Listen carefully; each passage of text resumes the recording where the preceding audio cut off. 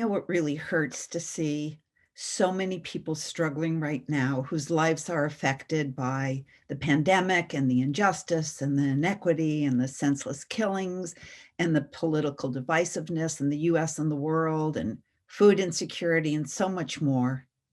But I don't think now is the time to give in to despair. Hi, I'm Deborah Poneman, founder of Yes to Success seminars, where we share knowledge and tools for you to live your ultimate life.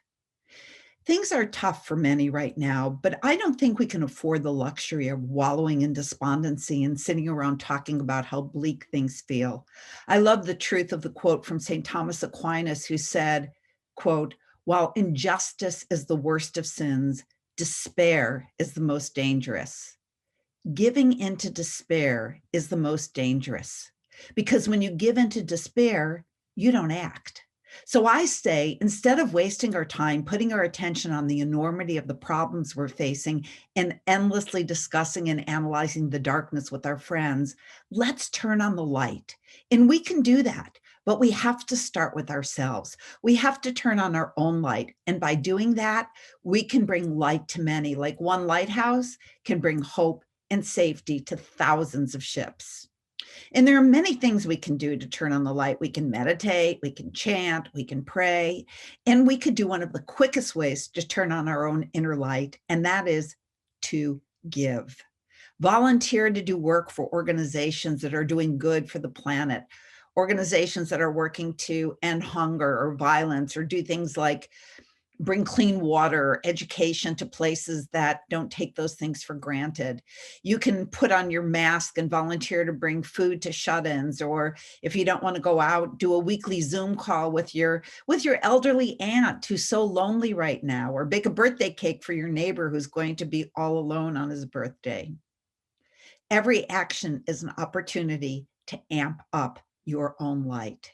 And if you're in pain or experiencing obstacles yourselves, doing things for others will take your attention off of what's wrong in your life.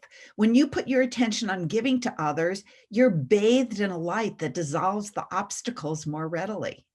And this is how we're going to win the endless wars, the war in Afghanistan and in Yemen and in Syria, and the war against the environment and the war against equality and the war against a living wage, not by making other people wrong, but by bringing in the light.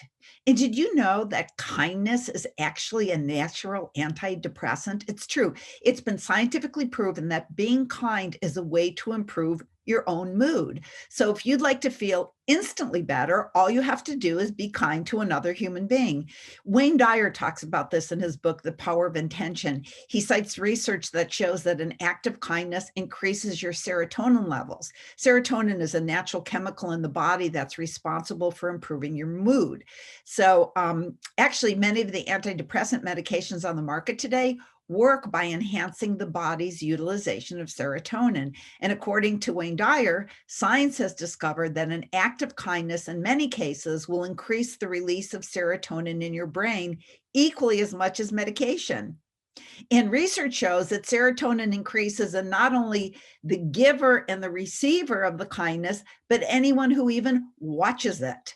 And other scientific studies, like the one done by researcher Stephen Post at Case Western School of Medicine, he found that helping a neighbor or volunteering or donating resulted in what's called the helper's high. And the conclusion of his research was that acts of kindness actually increase your energy and longevity and reduce stress and even reduce pain. They've even been proven to create a healthier cardiovascular system, which actually isn't surprising because we're talking about the heart. And here's a good one. Research done by a researcher named Elizabeth Dunn at the University of British Columbia found that those who spend money on others reported much greater happiness from their purchase than those who spent money on themselves. So we give and we receive so much more. Even in the Bible, it doesn't just say given it will be given unto you. It says given it will be given to you, pressed down and overflowing. You know, when we put our own desires on the back burner in order to help someone else, what we do is we replace our current destiny with a better one. So sacrifice is not sacrifice at all, since we get so much more. And I also believe that we're entering an age on our planet where we will realize that the only reason we're given what we're given in life is for the sake of sharing. What we have is not ours anyway. All the things we have are on loan from the universe. I mean, do you really own your home? I know a lot of people who thought that they did, and then they're not in their homes anymore because they lost them in the last market crash. Or speaking of crash, do you really own the money that's in your stock portfolio? I don't know about you, but lots of my friends thought they did, and it sure ain't there anymore.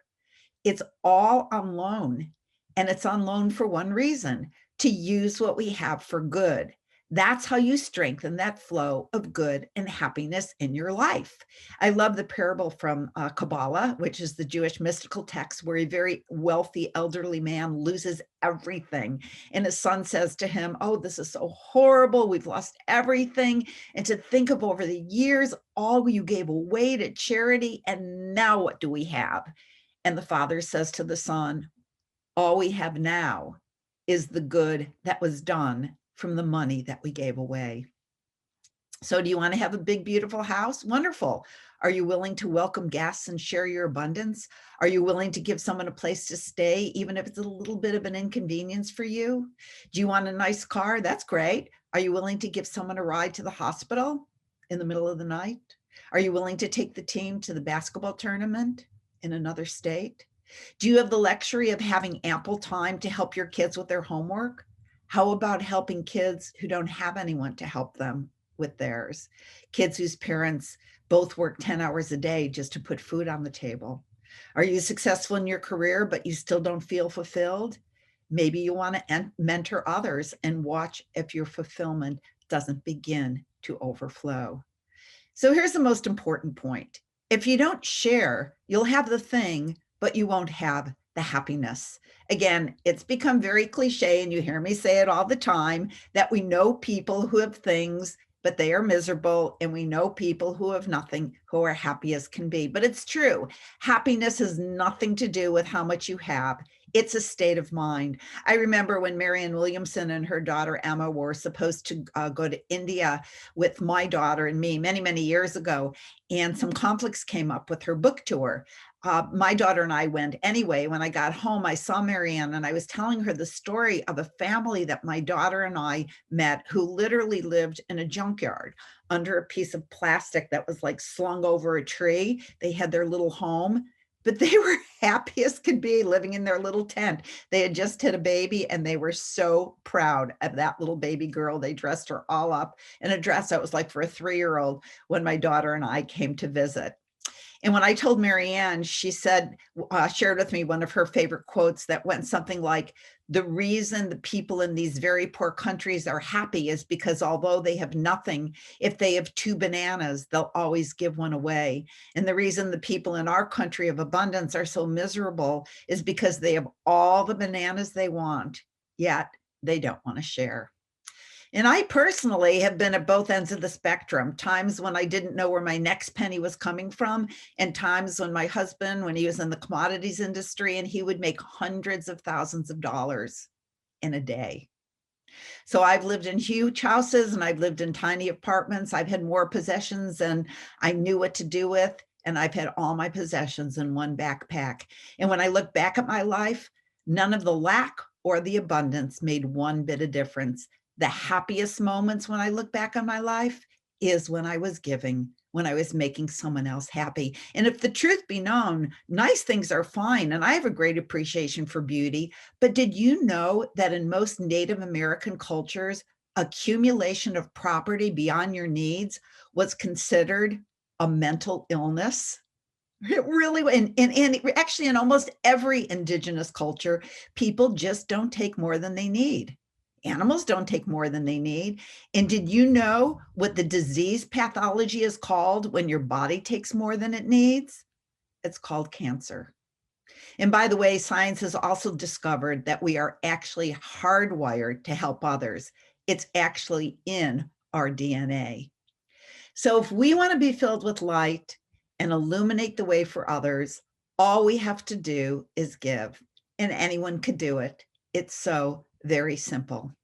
And I'm going to end with a quote today by Ralph Waldo Emerson, who said, "You cannot do a kindness too soon because you never know how soon it will be too late." Sending you love, as always.